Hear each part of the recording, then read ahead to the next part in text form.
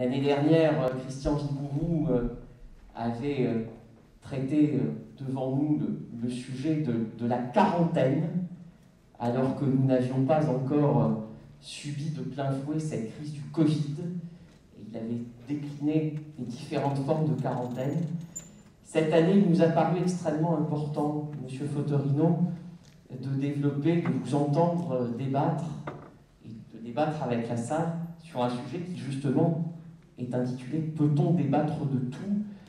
Vous qui êtes un homme de presse, et à propos de laquelle la Cour européenne des droits de l'homme a une expression très forte en parlant des journalistes, la Cour dit qu'ils sont les chiens de garde de la démocratie. Nous sommes très heureux de vous entendre sur cette liberté qui est chère à notre cœur. Alors, il sera dit que c'est ici à la faculté de droit que je serai démasqué parce qu'avec l'autorisation du doyen, je vais enlever mon masque pour cette intervention. Je crois que les distances sont suffisantes et je dois arbitrer entre la buée sur mes lunettes et la clarté de cet exposé. Je dois vous dire que, en vous écoutant tout à l'heure, que j'ai entendu que nous étions dans l'amphithéâtre 200 et je n'avais pas eu un chiffre qui est venu devant moi, mais plutôt des lettres 2 et 100, et j'ai été un peu effrayé, surtout de voir avec vos habits rouges qu'il y avait quelque chose de l'ordre de plus fort encore qu'un débat, mais j'ai compris que c'était un chiffre et cela m'a rassuré. Je voulais vous dire merci de votre invitation, Monsieur le Doyen, Monsieur le Président, c'est un grand honneur pour moi. Merci à Vincent Martini d'avoir prononcé ces quelques mots qui m'ont droit au cœur. Il l'a rappelé à la fois brièvement et pudiquement, mais moi je fais un long rectificatif qui dure depuis des milliers de pages et depuis presque 30 ans sur le fait que je suis né à Nice de père inconnu, alors que tout le monde le connaissait. Ça veut bien dire qu'on peut faire des documents tout à fait officiels qui sont des faux, et vous passez votre vie à essayer de rectifier. Il n'y a pas eu de débat, il y a eu peut-être un combat à cette époque entre une famille juive et une famille catholique, et ça a donné l'obscurité des origines. Et si la vie avait été plus douce, peut-être aurais-je été comme les étudiants et les étudiantes qui sont là, assis dans cet amphi pour écouter les riches enseignements de votre faculté. Alors, c'est vrai que cette ville m'est restée longtemps, vous savez, comme dans ce roman d'Italo Calvino sur les villes invisibles, donc une ville rêvée, une ville imaginée ou imaginaire. Et puis, comme je n'ai pas de chez moi à Nice, ma mère ne sait pas dire où je suis né à Nice, eh bien, j'ai l'impression qu'à chaque fois qu'on m'invite à Nice, on me donne un autre chez moi, et ce soir, je voulais tout simplement vous dire que je me sentais vraiment chez moi. Alors, pour entrer dans le vif du sujet, mais peut-être y étais-je déjà entré, je voudrais ce soir non pas vous faire un exposé ou encore moins un cours, je n'en ai pas les compétences et les qualités, mais simplement me comporter comme je le suis alors dans nos conférences de rédaction, cher Vincent, une sorte d'animateur, de capitaine qui aime bien que la conversation naisse, que les idées fusent et que la contradiction apparaisse. Et d'ailleurs, j'ai été très impressionné par ce que a dit le professeur Ossa tout à l'heure, c'est-à-dire que la querelle, la dispute, oui, effectivement, c'est très important. J'ai été aussi juriste, j'ai fait une licence de droit à La Rochelle autrefois, et je me souviens des travaux du doyen Carbonnier. Il avait écrit un texte qui s'appelait « Flexible droit ». Et ça m'intéressait beaucoup de dire que le droit, c'était une aventure humaine, c'était une construction humaine, donc avec toutes ses limites, toutes ses imperfections, à la différence peut-être des vérités scientifiques. Je dis peut-être parce qu'on voit bien que les vérités scientifiques, elles aussi, quelquefois, se périment et changent. Alors, au moment où vous m'avez très gentiment proposé de venir débattre sur le débat avec vous, c'était très particulier puisque nous étions en train de faire ce numéro du 1 que j'ai voulu que vous offrir ce soir, qui était précisément au cœur de cette possibilité que nous avions de débattre. Et cette réflexion est arrivée à un moment très particulier, presque troublant, dans la mesure où c'est quasiment à 2 ou 3 jours près le moment où la revue Le Débat, animée par Pierre Nora et Marcel Gaucher depuis 40 ans, a décidé de s'arrêter là. Non pas que le débat est fini, mais ces deux hommes très respectables, qui étaient quasiment des aventuriers de la pensée il y a 40 ans, quand ils ont décidé justement après le post-marxisme, qui n'était pas encore le post-communisme, après le post-freudisme, le post-structuralisme, on pourrait dire les post-industriels, avaient considéré qu'il fallait du débat et du débat contradictoire à l'intérieur d'une revue. Alors, ils ont expliqué qu'on ne pouvait plus vraiment faire de revue aujourd'hui, que le modèle économique était attaqué. En ça, ils ont raison. Mais ils allaient au-delà, et en regardant les arguments de Pierre Nora, j'en ai retenu 3 qui l'ont fait arrêter. Il a dit « La revue Le Débat voulait créer une communauté d'exigence plutôt qu'une communauté d'opinion. » Ensuite, il a dit « La confrontation des points de vue devait l'emporter sur l'affirmation d'une appartenance. » La confrontation des points de vue. Et enfin, le déchiffrement d'une réalité complexe plutôt qu'une prise de position. Et ce que vous avez dit, professeur Brice-Walter, tout à l'heure sur la complexité, c'est effectivement quelque chose de très fécond, de très fertile, mais il faut l'accepter. Et nous voyons bien chaque jour que nous sommes, que ce soit derrière des écrans ou dans la vie médiatique, en train de justement refuser la complexité, de chercher du simple, de préférer le simple, même quand il est faux, au complexe qui est vrai. Alors, pour commencer, même si vous attendez d'abord des mots, je vais essayer de vous faire des dessins. Des dessins comme des dessins, même si le mot dessin de dessiner a quelque chose à voir avec le dessin EIN. Le premier dessin, c'est un dessin, peut-être certains d'entre vous l'ont vu dans des archives, je parle aux plus jeunes d'entre vous. C'est un dessin assez fameux qui est signé d'un nommé Carandache et qui est paru dans le Figaro du 13 février 1898. On y voit un dîner de famille et le patriarche, docte et souriant, s'adresse à la tablée joyeuse du dimanche. Et qu'est-ce qu'il dit? Il dit « Surtout, ne parlons pas de l'affaire Dreyfus ». Et puis le carton d'à côté montre la même famille dans un pugilat général, les fourchettes volent, il y a des coups de poing, des couteaux, etc. Et il y a un sous-titre tout à fait sobre qui dit « Ils en ont parlé ». Alors, plus près de nous, je voudrais vous dessiner dans votre imagination, parce que je suis sûr que vous avez vu la scène, hein, quand si je vous dis, si je vous parle d'un éléphant, vous allez voir un éléphant dans votre cerveau, ben, voilà, vous voyez cette tablée de Carandache autour de l'affaire Dreyfus. Et puis, dans un journal que j'aime beaucoup, qui s'appelle The New Yorker, c'est un dessin plus récent, de 2009, qui s'appelle The Last Thanksgiving, de la dessinatrice Rose Chast. Et il représente un groupe, famille probablement, autour de la table le jour de Thanksgiving. Simplement, il n'y a pas de dinde. Il n'y a pas de dinde au milieu de la table. Pourquoi? Parce que chacun a un empêchement.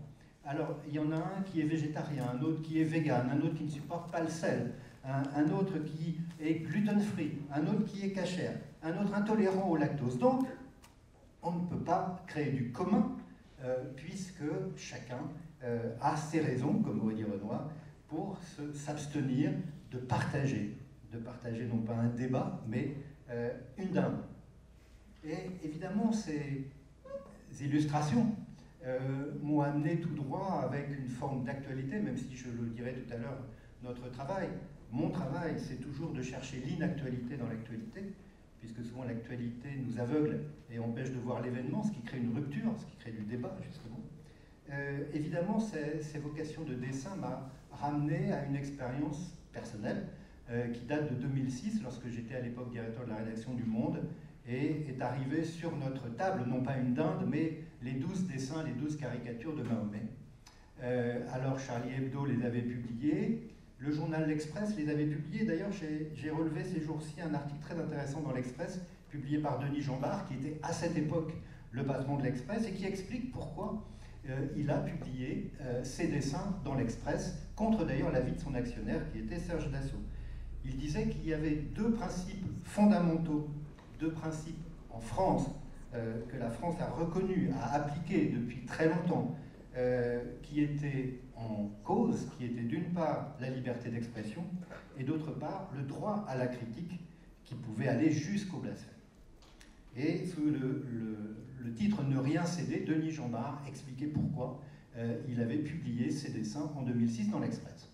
Alors, je me souviens ça a été probablement le débat le plus virulent, le plus douloureux que j'ai pu avoir dans mon travail de directeur de rédaction du Monde.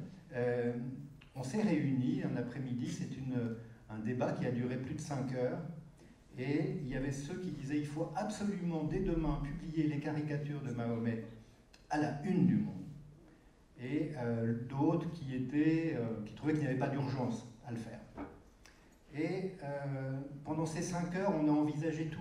Effectivement, au nom de la liberté d'expression, au nom d'une forme de solidarité, eh bien, il fallait publier. Et j'étais tenté, bien sûr, de le faire, et d'autant que les pressions étaient fortes.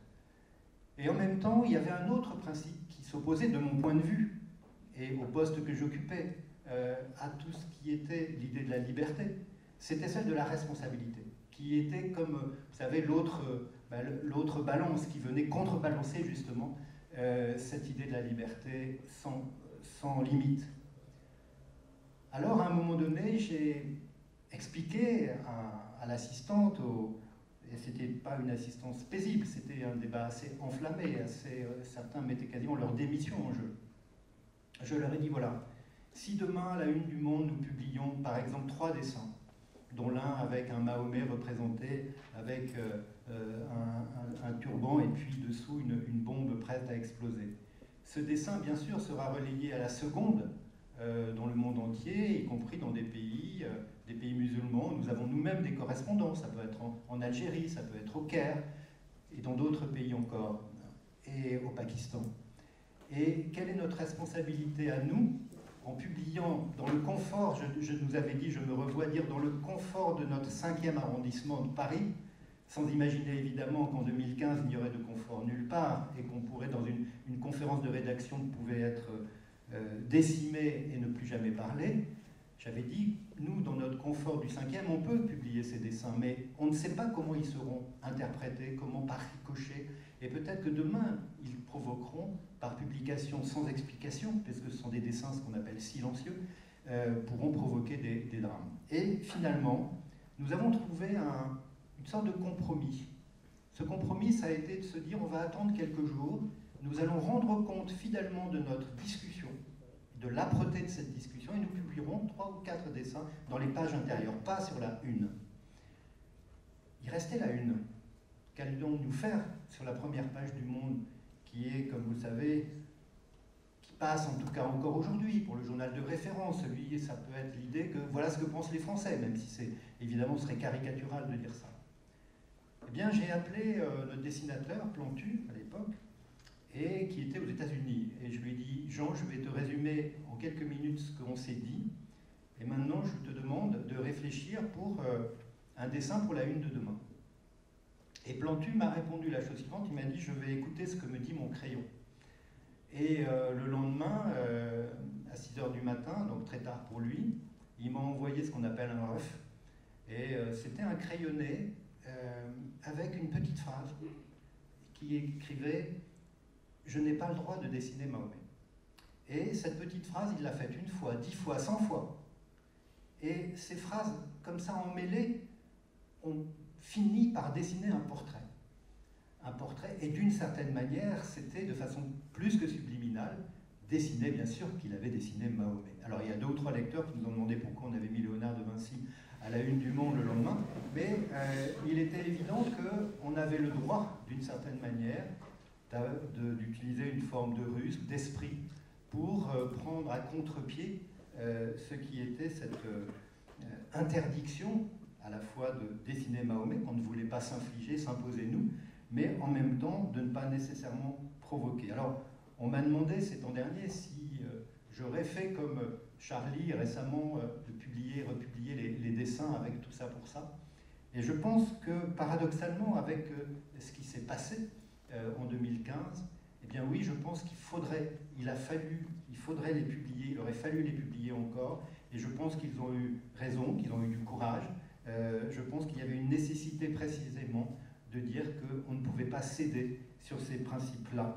Et j'entends encore la voix de votre collègue tout à l'heure disant, en effet, la liberté ne peut pas être arrêtée, ne peut pas être stoppée. Eh bien, je pense qu'il fallait le faire passer l'idée de liberté d'expression avant celle de responsabilité. Alors, aujourd'hui, débattre, c'est souvent combattre, pour ne pas dire abattre l'autre. Et l'abattre, non pas pour ses idées, mais l'abattre pour ce qu'il est. C'est ce qu'on appelle, dans un très mauvais français, la cancel culture, le silencing.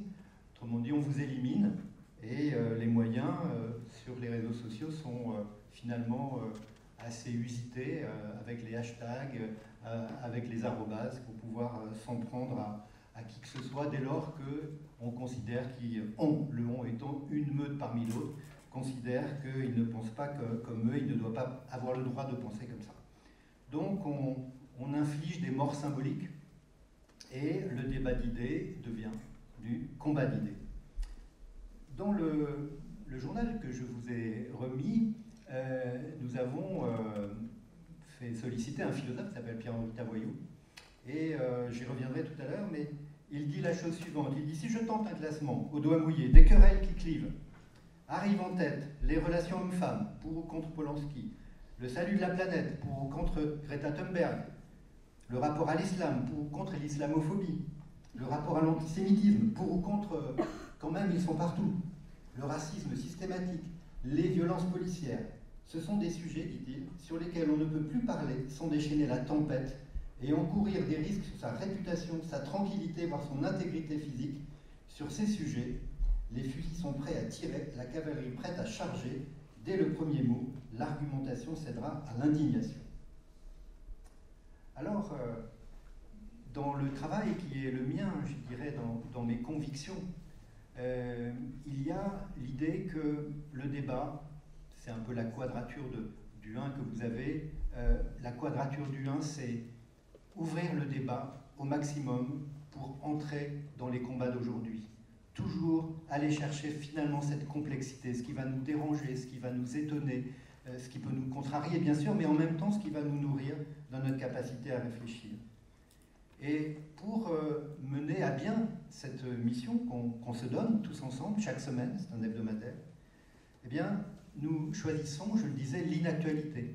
L'inactualité de la littérature qui va nous faire choisir un texte de Camus sur la peste, ou qui va nous faire choisir un poème de Marguerite Yourcenar, écrit dans les années 50 à Lampedusa, sur les migrants, et on a l'impression que Marguerite Yourcenar était notre envoyée spéciale. L'idée, c'est de recourir à la philosophie, à la sociologie, au droit, à la science politique, et puis bien sûr au journalisme. Et finalement, c'est tous ces apports de connaissances qui font cette unité du savoir, le savoir sensible des écrivains, des poètes, et puis le savoir savant des chercheurs dans tous les domaines. Et c'est ainsi que je voudrais vous inviter à picorer dans ce qu'est notre travail pour vous dire comment nous abordons un sujet comme le débat et la possibilité de débattre. Autrement dit, je ne suis pas tout seul devant vous, nous sommes plusieurs grâce à cette feuille qui m'a permis de réfléchir et de vous aider à prendre ce chemin du débat. Alors pour commencer, je vais vous lire quelques phrases de Schopenhauer. Schopenhauer écrit un livre en 1830, L'art d'avoir toujours raison. Ce livre sera publié après sa mort. Et il dit des choses dont on peut penser qu'elles sont tout à fait actuelles, vous allez voir. Voilà ce qu'il dit pour commencer. Si nous étions foncièrement honnêtes, nous ne chercherions dans tout débat qu'à faire surgir la vérité, sans nous soucier de savoir si elle fonctionne, si elle est conforme à l'opinion que nous avions d'abord défendue ou à celle de l'adversaire. Mais la vanité innée, particulièrement irritable en ce qui concerne les facultés intellectuelles, ne veut pas accepter que notre affirmation se révèle fausse, ni que celle de l'adversaire soit juste. Chez la plupart des hommes, l'intérêt pour la vérité s'efface complètement devant les intérêts de leur vanité. Le vrai doit paraître faux et le faux vrai. Alors, quand vous lisez cette phrase, ce passage, à quoi pensez-vous? Vous pensez notamment à un penseur bien plus tard, situationniste, qui s'appelait Guy Debord, qui en 1967 a écrit un texte important qui s'appelle « La société du spectacle ».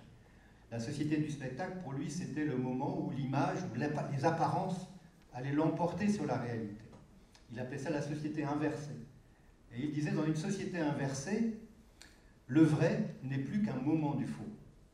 Et aujourd'hui, on voit bien qu'il est très difficile de faire la part entre ce qui est vrai, ce qui est vraiment vrai, entre ce qu'on appelle les vérités alternatives, c'est venu des États-Unis, et puis ce qui est faux, les fake news. Et bien sûr, d'une certaine manière, Schopenhauer, dans ce texte, nous parle de Donald Trump. Je continue la lecture. Si l'on s'aperçoit que l'adversaire est supérieur et que l'on ne va pas gagner, il faut tenir des propos désobligeants, blessants et grossiers. On est en 1830. Être désobligeant, cela consiste à quitter l'objet de la querelle, puisqu'on a perdu la partie, pour passer à l'adversaire et à l'attaquer d'une manière ou d'une autre dans ce qu'il est.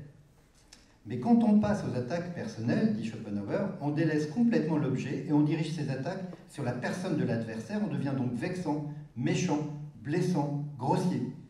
C'est un appel des facultés de l'esprit à celles du corps ou à l'animalité. Ce stratagème est très apprécié car chacun est capable de l'appliquer et il est donc très souvent utilisé. Et pour conclure, que nous dit le philosophe ?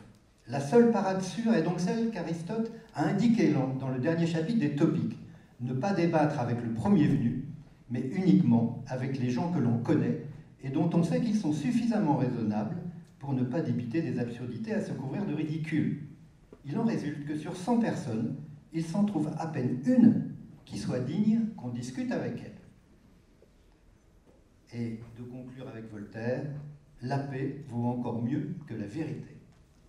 Donc, on voit bien à travers ce passage de Schopenhauer, que je vous invite à lire dans son intégralité dans notre numéro, que débattre, oui, mais pas avec n'importe qui, et déjà l'idée de casser l'adversaire, de le faire taire en le dénigrant, ne date pas d'hier et évidemment ne date pas de Donald Trump. Alors, dans une réflexion de Joseph Joubert, qui a été le secrétaire de Diderot et qui était l'ami de Chateaubriand, on trouve quelque chose qui évidemment va nous permettre de tirer ce fil. Qu'est-ce qu'il dit ? Il vaut mieux débattre d'une question sans la régler que la régler sans en avoir débattu. Alors se pose la question de savoir, mais est-ce qu'on a toujours débattu ? Est-ce que c'est quelque chose qui est universel ? Et là, nous sommes tournés vers un historien, Pascal Horry, qui est un des premiers en France à avoir vraiment écrit l'histoire culturelle. C'est un pionnier dans ce domaine. Et Pascal Horry ne remonte pas à l'Antiquité, à la démocratie grecque. Vous savez que sur l'agora, tout le monde ne débattait pas. Si vous étiez une femme, vous ne pouviez pas débattre. Si vous étiez un esclave, encore moins. Et que nous dit Pascal Horry ?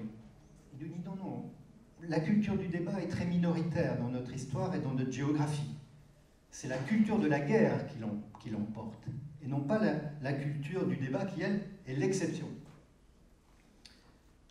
Quand on lui demande si on peut se référer à une période, à un moment, alors il dit oui, c'est entre le XVIe et le XVIIIe siècle.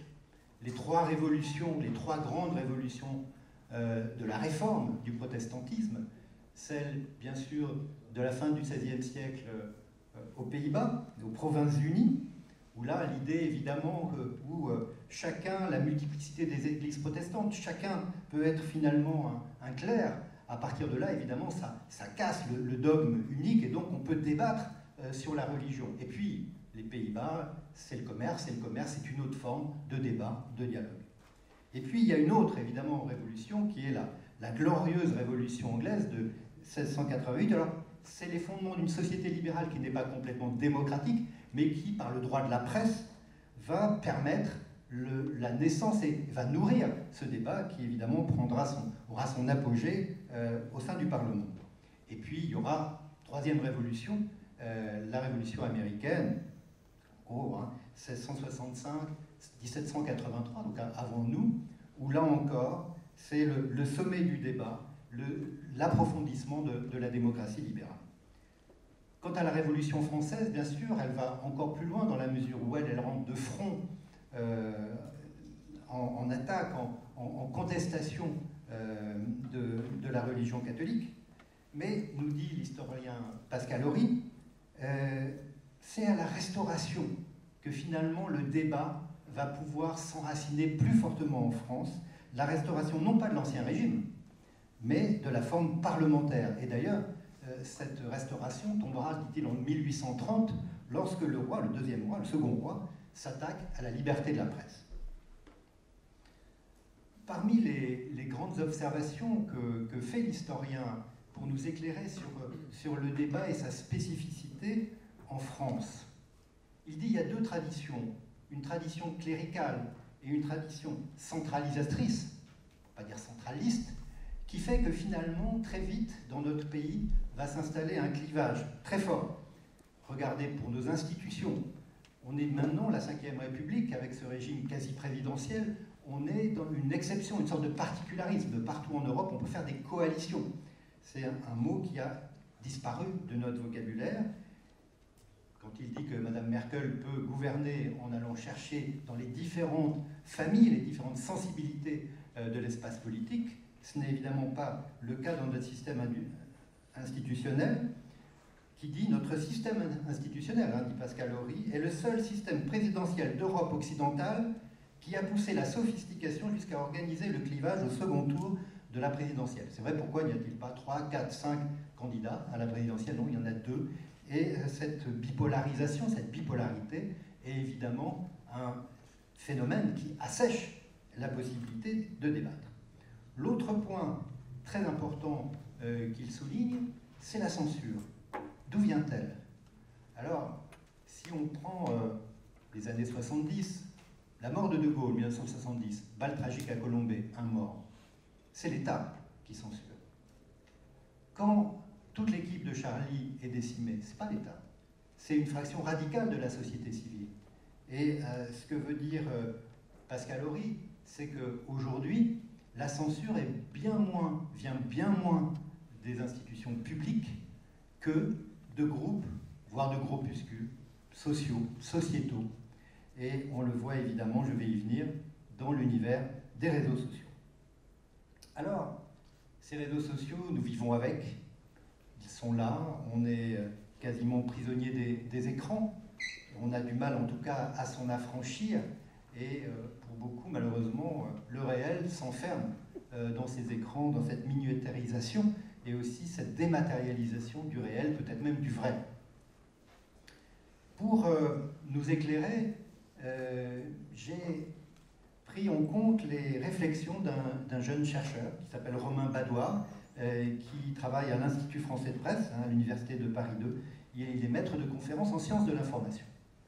Alors, quand on lit Romain Badoir, on a un exposé très clair sur l'état des lieux et l'évolution depuis 20 ans. L'état des lieux, c'est cette brutalisation du débat à travers les réseaux sociaux. Cette idée qu'on ne peut qu'être harcelé, qu'être poursuivi dès lors qu'on n'est pas dans une doxa, dont on ne sait pas d'ailleurs qui exactement l'a définie, mais on n'est plus du tout dans un débat pacifique, contradictoire.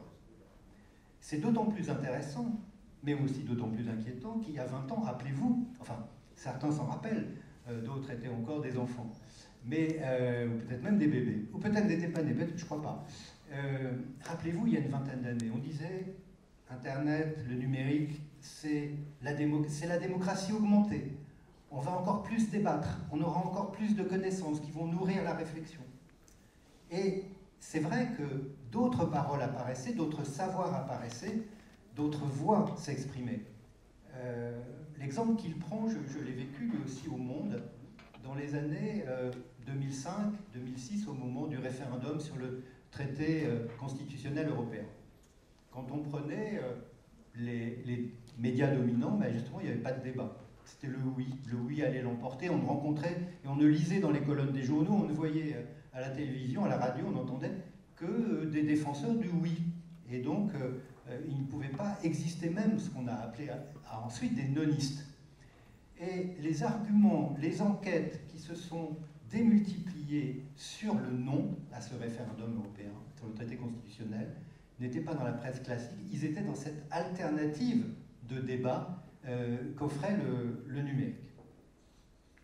Ce que nous dit Romain Badoir, c'est « Internet en tant que réseau ouvert et décentralisé donnait naissance à des échanges horizontaux et égalitaires accompagnant une démocratisation des savoirs. » Et donc, cette expression en faveur du non pouvait laisser penser qu'il y avait une prise d'autonomie du peuple par rapport aux élites et que finalement le peuple se retrouvait dans ces débats à travers les réseaux sociaux et que finalement les élites, les vieilles élites, eh bien, elles étaient dans un entre-soi de journaux qu'on connaissait, qui étaient des médias institutionnels. Et puis, le temps a passé, et 15 ans plus tard, en gros, aujourd'hui, en 2020, on se retrouve dans ce que Romain Badoir appelle la dégradation de l'expertise et de la parole d'autorité, l'anonymat qui pouvait apparaître comme un instrument de liberté pour pouvoir s'exprimer sans être trop impliqué dans son identité à soi, professionnelle ou autre. Eh bien, l'anonymat est pointé du doigt pour inciter à la violence, et l'intelligence des foules, dit-il, semble s'être transformée en crédulité collective face aux fake news et aux théories complotistes. Alors entre les deux, qu'est-ce qui s'est passé? Eh bien, on voit que les plateformes dont on est familier, en tout cas beaucoup d'entre vous doivent être familiers d'elles, que ce soit Facebook, que ce soit Twitter ou Instagram, ce sont des plateformes qui se sont standardisées, qui se sont un peu sclérosées et qui ont imposé des contraintes dans la prise de parole qui ne facilitent pas le débat précisément et qui sont dans une forme de simplification et d'amplification de l'indignation ou de la colère ou de l'émotion. Donc on n'est plus là dans l'information. Cette simplification, elle s'est accompagnée de campagnes, de meutes dont je parlais tout à l'heure, qui pratiquent l'humiliation collective et qui vont aller chercher quelqu'un jusqu'à l'interdire de s'exprimer. Et donc, ces lieux qui devaient être des lieux de débat sont devenus des lieux où on se cherche un ennemi et on chasse en meute. S'ajoute évidemment à ce fonctionnement ce qu'on appelle les bulles numériques, le rôle des algorithmes qui fait que chacun d'entre nous ici a un double numérique qui en sait peut-être plus sur nous que nous et qui est construit patiemment, gratuitement, nous sommes le produit, gratuitement par toutes les traces que nous laissons sur ces réseaux et qui font qu'à un moment donné, l'algorithme ne va plus pousser vers nous que ce qui nous conforte dans nos opinions. Et donc c'est la négation même du débat, puisque finalement on ne va plus débattre qu'avec soi ou avec le même que soi. Et la comparaison qui me vient serait que si vous allez dans un kiosque en sortant de l'université ce soir, eh bien vous entrez et vous n'avez que le même journal partout, le journal qui correspond à votre opinion. Et vous n'êtes jamais confronté en présence d'un titre ou de quelque chose qui pourrait vous intriguer ou au contraire même vous mettre en colère, vous faire réagir, parce que vous ne le partagez pas. On ne partage plus rien, on partage un entre-soi. C'est la fermeture, c'est une forme de négation du pluralisme.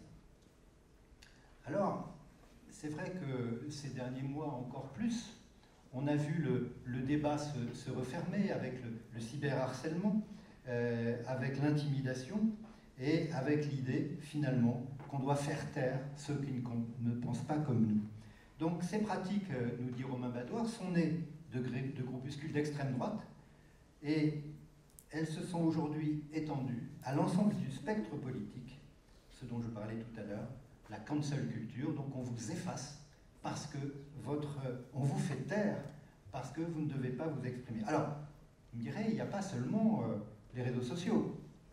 Il y a eu quelques exemples ces dernières années. Marcel Gauchet, dont je parlais tout à l'heure sur la revue Le Débat, qui n'a pas pu s'exprimer un jour à Bordeaux parce qu'un petit groupe a considéré que c'était une pensée réactionnaire. Je me souviens de François Hollande n'ayant pas pu signer son livre dans une certaine enceinte parce qu'on a considéré qu'il ne pouvait pas s'exprimer compte tenu des idées qu'il avait.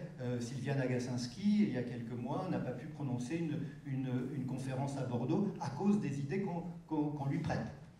Donc, bien sûr, on a le sentiment que de ce rétrécissement et de cet étouffement du débat, aujourd'hui, d'une technologie dont nous nous sommes parés, qui nous a donné, croyait-on, beaucoup de liberté, sûrement qu'elle nous en donne, mais qui évidemment nous a contraints, nous a emprisonnés. Alors, précisément, une fois que j'ai porté pour la santé du débat, la critique, le point sur les réseaux sociaux, évidemment, on peut se dire que c'est trop facile. Est-ce qu'on peut accuser des armes d'être responsables des assassinats ? C'est comme casser le thermomètre quand on a de la température pour ne pas voir sa maladie. Et d'ailleurs, Romain Badoir, mais aussi Rokhaya Diallo, que nous avons publié pour la première fois dans le 1, qui est cette journaliste, réalisatrice, qui maintenant écrit beaucoup de chroniques dans le Washington Post et dans le Guardian, disent, mais non, malgré tout, s'il n'y avait pas ces réseaux sociaux, une partie de la parole qui doit s'exprimer ne serait jamais entendue. Le mouvement MeToo n'aurait pas explosé, n'aurait pas eu ce succès mondial s'il n'avait pas pu trouver ce véhicule du numérique. Elle dit encore, si les réseaux sociaux, accusés de nuire à la civilité des débats, concentrent les critiques, ils participent en réalité à leur démocratisation, la démocratisation des débats. Pourquoi ? Voilà ce qu'elle répond. Alors que les animateurs et animatrices de la sphère publique étaient soigneusement sélectionnés par un système favorisant les personnes socialement privilégiées, les groupes marginalisés accèdent soudainement à la possibilité de rendre leurs opinions visibles. Donc elle dit, non, c'est pas du tout du totalitarisme, au contraire, on peut comme ça installer une démocratie plus égalitaire. Et ajoute-t-elle, c'est grâce à Darnella Frazier, l'adolescente qui a filmé le meurtre de George Floyd aux États-Unis, qu'une conversation internationale sur la violence raciste s'est déployée. Ce qui est intéressant dans le phrasé, dans la sémantique, c'est de dire une conversation. Parce qu'effectivement, aujourd'hui, la conversation n'est pas ce qui domine. C'est l'invective, c'est on vous assigne, on vous essentialise pour ce que vous êtes supposé être, mais on a plus rarement une conversation. Et puis, elle termine en disant, avant l'avènement des réseaux sociaux, la jeunesse ne disposait que de l'art, de la musique, des arts graphiques et de la rue pour exprimer ses colères et ses désirs. Aujourd'hui, elle participe amplement à la construction de nouveaux espaces. Alors, je m'arrête une seconde. Construction de nouveaux espaces. On est là dans, je trouve, un impensé des conditions du débat aujourd'hui. Lorsqu'on écoute Mark Zuckerberg, créateur de Facebook, qui passe sa vie à s'excuser régulièrement, mais qui continue à encaisser des dividendes sur toutes ces plateformes. Qu'est-ce qu'il dit? Quand on lui dit, mais vous laissez sur vos plateformes, sur Facebook, des informations qui n'en sont pas, c'est des appels à la haine, ce n'est plus du débat, c'est vraiment du dénigrement et de la destruction. Il dit, non mais, donc vous devriez être un éditeur. Et que fait un éditeur? Il regarde mot à mot ce qui est publié. Quand j'étais directeur de la publication du Monde, même un article que je n'avais pas lu, j'en étais responsable. Donc il valait mieux que je lise tout. Et on m'indiquait les endroits un peu délicats, chaque jour. Mark Zuckerberg, il dit pas du tout. Moi, j'ai créé une rue. J'ai créé un espace, j'ai créé une rue. Maintenant, dans la rue, vous pouvez faire des très bonnes rencontres, vous pouvez faire des mauvaises rencontres. Mais ce n'est pas moi qui fais la police. Voilà, j'ai créé la rue. Et donc, cet espace dont parle Rokhaya Diallo, évidemment, qui permet une conversation. Mais les règles sont telles que vous pouvez aussi vous faire tuer à l'ombre de ces réseaux et des algorithmes par une meute qui se sera déchaînée grâce à l'arobase et grâce au hashtag. Alors, pour conclure ce cheminement, vous avez compris que ce que je vous proposais, ce n'était pas des réponses, c'était des questions. Et Romain Gary, qui a vécu dans cette ville, il y a une plaque plus bas dans la vieille ville, il disait quelquefois la réponse est le malheur de la question. Donc, je ne sais pas les réponses qu'il faut donner à cette interrogation. Peut-on encore débattre? Comment peut-on encore débattre? Mais avec le philosophe Pierre-Henri Tavoyot, on a quelques éléments qui nous permettent justement de toucher à ce complexe. Il parle, lui, des réseaux sociaux qui apportent la conflictualisation de l'espace public. Romain Badoir disait la brutalisation, mais finalement, on parle de la même chose, cette culture du clash. Et Tavoyot, lui, voit 4 raisons à cette situation, mais qu'il n'attribue pas du tout aux réseaux sociaux en tant que tels. Lui, dit-il, les réseaux sociaux sont le véhicule, mais si il y a un débat faussé, un débat beaucoup trop antagoniste qu'on ne s'écoute pas, bref, si c'est la fin du débat, c'est nous qui sommes responsables, chacun de nous. Et bien sûr, on a trouvé un instrument qui facilite, un véhicule qui facilite cette absence, ou cette violence, ou cette brutalisation, ou cette conflictualisation.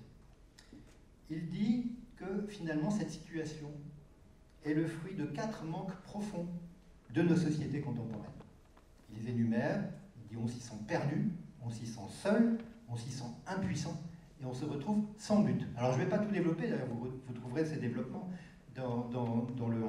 Mais je m'arrête sur les 3 premiers points, un petit peu. Si on se sent perdu, c'est que l'accroissement des connaissances et des informations rend le monde illisible, d'où le recours à 2 formes de dopage intellectuel en guise de clé, le complot ou la guerre. Alors évidemment, le complot c'est pratique parce qu'il n'y a rien à démontrer. C'est même en ça que, évidemment, il n'y a pas besoin de preuves. Et comme il le dit d'ailleurs plus loin dans son texte, en plus, le complotiste peut avoir une démarche intelligente, mais simplement il n'est jamais saisi par le doute. Alors que face à un fait, même face à un fait, il faut toujours douter. Donc, voilà, on se retrouve perdu, donc on se dit, le complotiste c'est simple, on va rentrer là-dedans, et comme ça, comme on ne peut pas, la vie, tout est complexe, tout est compliqué, regardez le Covid, on ne sait pas, personne, on sait qu'on ne sait pas. Eh bien, il y a un complot, oui, c'est sûrement les Chinois qui ont inventé, qui ont fait créer ce virus pour finalement dominer le monde. Pourquoi pas? Donc, cette logique binaire, rassurante, la logique de guerre aussi, il y a les gentils, les méchants. Les gentils, ils sont majoritaires, mais ils sont relégués. Les méchants, bien sûr, ce sont les puissants. Et donc, grâce à ce clivage, nous dit-il, le monde redevient clair. On peut, comme ça, donc c'était ça le premier point, on se sent perdu, là on retrouve une boussole du complotisme ou belliqueuse, c'est la guerre. Deuxième point, il dit on se sent seul. Et l'individualisme, en effet, a détruit beaucoup de sociabilité. Et là, miracle, dit-il, par la grâce d'une belle polémique, chacun va pouvoir retrouver des frères d'armes ou des âmes sœurs, chacun pourra intégrer une communauté d'indignation. Donc voilà, on n'est plus seul. D'abord, on ne comprenait pas. En plus, on se sentait isolé parce que l'individualisme, c'est vraiment maintenant la vertu, on voit bien, et ça, ce serait, je pense qu'il y a des cours passionnants de sciences politiques ici pour nous dire comment les grandes institutions, que ce soit l'Église, que ce soit le Parti communiste, que ce soit les syndicats, les partis, etc., se sont effondrés à la fin des 30 Glorieuses, et qu'après, ça a été non pas des menus, mais on prend comme ça, on prend ici, on prend là, donc il y a moins de structuration, on est moins structuré dans des projets collectifs, c'est l'individualisme qui l'emporte. Et donc, quand on se sent seul, dans cette immense solitude, eh bien, une polémique permet de cristalliser des communautés qui vont se former un jour sur un sujet, un jour sur un autre, parce que c'est ça aussi un des mots du débat aujourd'hui, c'est qu'on ne hiérarchise plus. Ça peut être sur les migrants, comme ça peut être sur la composition d'une denrée alimentaire. Et puis, son troisième point, dit-il, si on se sent impuissant, c'est que la démocratie nous a tant promis. Elle nous a promis que le peuple serait maître de son destin, que les individus seraient égaux en dignité, et nous sommes déçus, car on constate tous les jours le contraire, dépossession et mépris. À l'extérieur, au plan mondial, la mondialisation fait qu'on a prise sur rien, même les gouvernants n'ont prise sur rien. Et puis, au plan intérieur, on voit bien que les individus, les citoyens, comptent pour très peu. Et donc, devant ces impossibilités, on tweet, on like, on partage, et on a l'impression que non pas qu'on reprend de la puissance, mais qu'on existe de nouveau. Alors, on pourrait se demander, face à ça, quel est le remède. Et je regrette que le professeur Bernard Arnault soit parti parce qu'il nous a donné une forme de remède tout à l'heure. C'est cette fameuse disputation.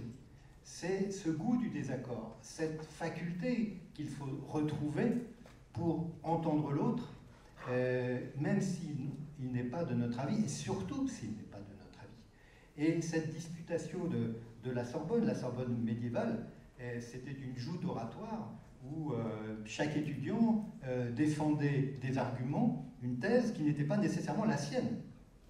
Et d'ailleurs, on pouvait imaginer que c'était réversible et qu'à un autre moment, dans un autre contexte, il défendrait une autre opinion. Qu'est-ce que ça veut dire? C'est penser à la place de l'autre.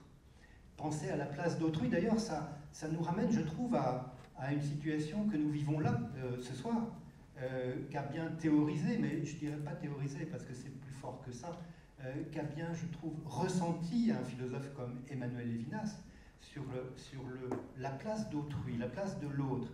Et un jour, en écoutant un philosophe spécialiste de Lévinas, j'avais été marqué par ce qu'il avait dit à la radio. Il avait dit, vous savez, Lévinas considérait qu'on pouvait construire une civilisation sur 2 mots, qui étaient « après vous ». Et effectivement, le « après vous », ça veut dire qu'on se sent suffisamment fort soi pour pouvoir dire à l'autre « après vous ». Après vous, c'est-à-dire je vais vous écouter, je vais prendre soin de vous.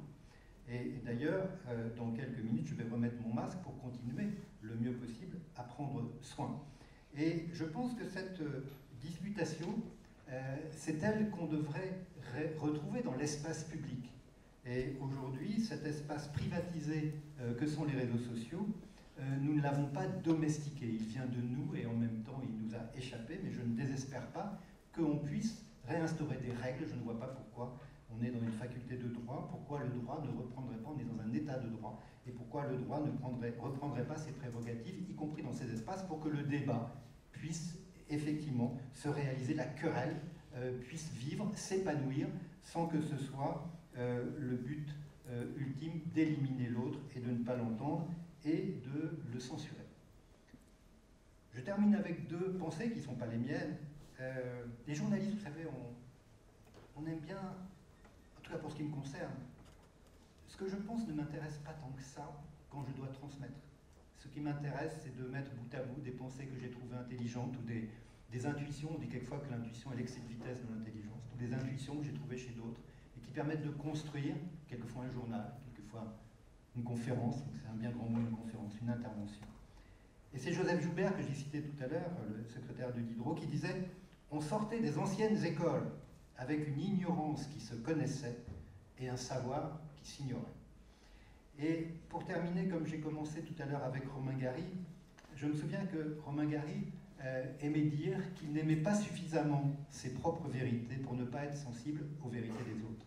Alors, c'est sur ces mots que je voudrais terminer cette modeste intervention, vous dire que notre esprit, c'est un esprit critique, et il doit être toujours vigilant, toujours ouvert, et c'est parce que nous intégrons la pensée de l'autre que nous devenons nous-mêmes.